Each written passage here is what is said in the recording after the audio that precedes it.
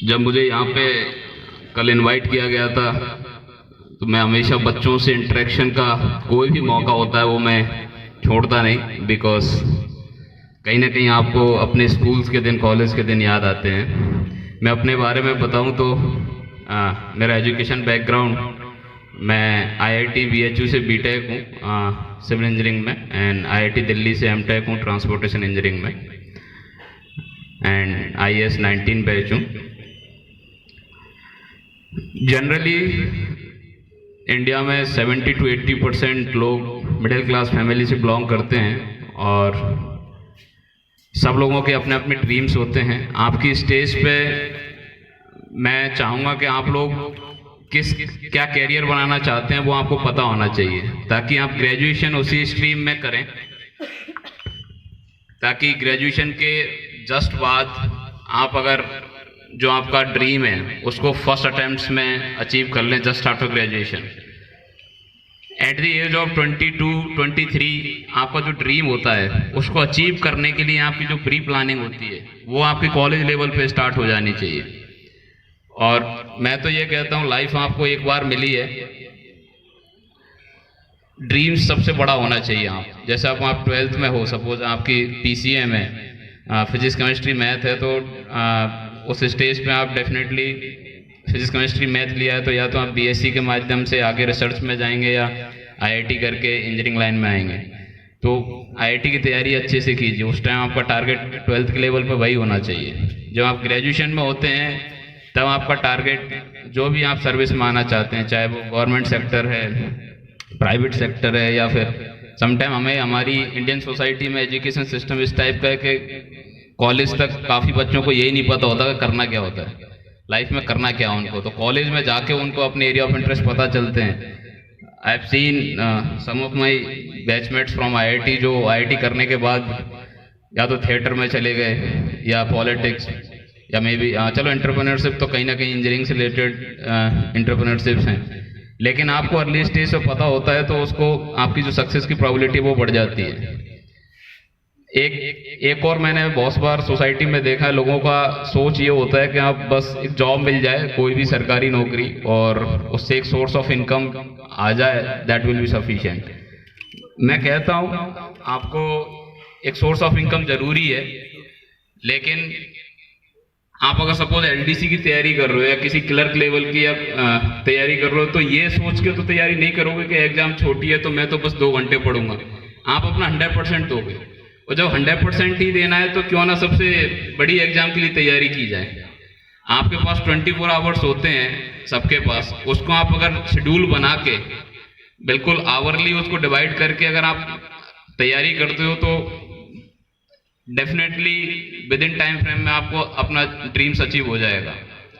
मैं आपको बताऊं, लोगों ने बहुत सारी एग्जाम्स हैं जो बड़ी हाइप की हुई हैं, जैसे UPSC is one of them. कुछ नहीं है, एक छोटी सी एग्जाम है, प्री मेंस इंटरव्यू होता है, सिलेबस थोड़ा सा ज़्यादा है, कंपटीशन थोड़ा सा ज़्यादा है, बिकॉज बहुत लोग अपीयर होते हैं और बहुत सिंसियरली तैयारी करते हैं सब लोग, इसलिए थोड़ा सा सिंसियरिटी एंड डेडिकेशन की ज़रूरत होती है। अदरवाइज गिनती की 30-40 बुकें उनको आपने अच्छे से पढ़ लिया, जो सिलेबस में जो टॉपिक्स हैं उनको ढंग से पढ़ लिया, अच्छे से टेस्ट सीरीज लगा ली, you will get succeed in your first attempt only. और नॉट ओनली यूपीएससी, किसी भी कम्पिटिटिव एग्जाम्स में जब आप अपियर होते हैं, इंक्लूडिंग आपकी क्लास एग्जाम्स हैं जो 10th 12th की, अभी 12th की मुझे बताया गया था कल, 12th की एग्जाम्स अभी जस्ट स्टार्ट होने वाली हैं 27 से इन डिफरेंट स्ट्रीम्स। तो आप 12th क्लास की एग्जाम में भी लास्ट ईयर के पेपर्स का एनालिसिस करें, ये आपको थ्रू आउट द ईयर ही करना होता है, बट अब अभी तो हम प्रेजेंट फ्यूचर की बात करते हैं। जो टॉपिक से सबसे ज़्यादा क्वेश्चंस पूछे जाते हैं, लास्ट ईयर के पेपर्स के एनालिसिस से आपको ये हेल्प होता है, आपको एग्जाम की डिमांड पता चल जाती है, कौन से टॉपिक से किस टाइप के क्वेश्चंस पुटअप किए जाते हैं, उनकी तैयारी आप पहले से प्रैक्टिस कर लो, ताकि एग्जाम में जब क्वेश्चंस आए तो आपको बहुत ज़्यादा सोचना ना पड़े, राइट डायरेक्शन में आप आंसर लिखो। हम क्या करते हैं, जनरली किताब पढ़ लेते हैं, सिलेबस कंप्लीट करके चले जाते हैं और सीधा एग्जाम में बैठ जाते हैं, उससे जो हमारी सिली मिस्टेक्स हैं वो बहुत होके आती हैं। तो आप अगर टेस्ट सीरीज या model test papers, last year के पेपर्स के एनालिसिस, ये सारी चीज़ें पहले से अच्छे से करोगे तो एग्जाम में नर्वसनेस नहीं रहेगी, पेपर कभी आपका छूटेगा नहीं, पूरा कंप्लीट होके आएगा, जो सिली मिस्टेक्स होती हैं वो होके नहीं आएंगी। तो आपके मार्क्स ऑटोमेटिकली इंक्रीज हो जाएंगे। और ये आगे भी लाइफ में फॉलो करना, कभी भी किसी भी कॉम्पिटिटिव एग्जाम्स को दो।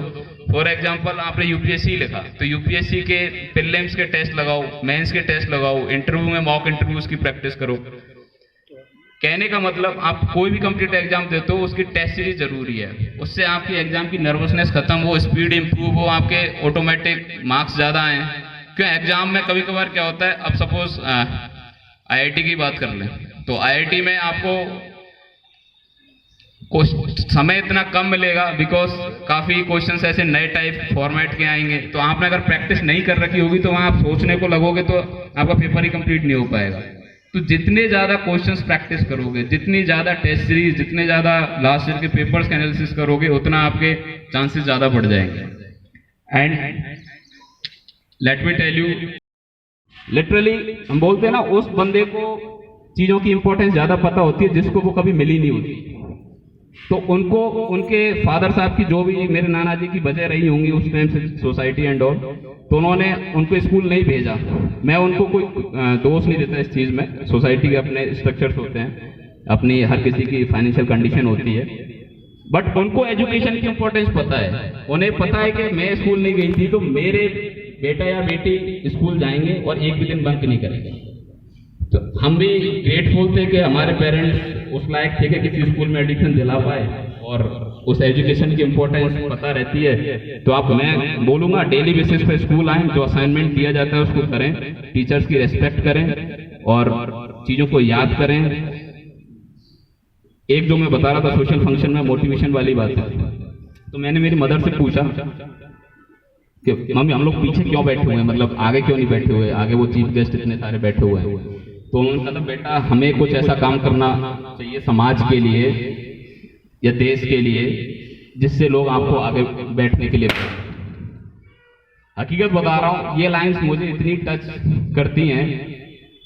तो देन आई थॉट ऑफ कि मुझे ऐसा क्या करना चाहिए कि मैं फ्रंट रो, मेरे पेरेंट्स मेरी वजह से फ्रंट रो में आ जाए।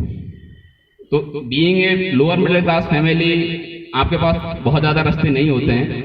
मैं आपको बताऊं, जैसे ऐसा नहीं है कि आप अपने ड्रीम्स नहीं रख सकते, आप जो आपके एरिया ऑफ इंटरेस्ट के हिसाब से ड्रीम रख सकते हैं, बट मेरी जो कंडीशन थी उस हिसाब से मैं ना तो जैसे बॉलीवुड में जाना चाहूँ, तो अगर मैं आईआईटी के टाइम पे थिएटर करता था तो मैं उसमें आप जाना चाहें तो आपके पास एक मैकेनिज्म नहीं है उसमें कैसे एंटर करना है। आप पॉलिटिक्स में जाना चाहें तो आपको एक क्लियर कट रास्ता नहीं है कि एमएलए एमपी आप इतने समय में बन जाओगे, उसमें बहुत समय लग जाएगा। बिजनेस करना चाहते हो, आपका फैमिली बिजनेस नहीं है, फिर बिजनेस को सेटअप करने में 10-15 साल लग जाएंगे आपको। आप स्पोर्ट्स में जाना चाहते हो, अब जैसे क्रिकेट में जाना चाहते हो, तो आपको एक क्लियर कट मैकेनिज्म नहीं है, आपको देश को रिप्रेजेंट करने के लिए बहुत समय लग जाएगा, या तो रणजी खेल के रह जाओगे। एजुकेशन ऐसा सेक्टर है जिसमें आपको ओनली बुक्स चाहिए और कोई रिसोर्सेज, कोई कनेक्शंस, कुछ नहीं चाहिए।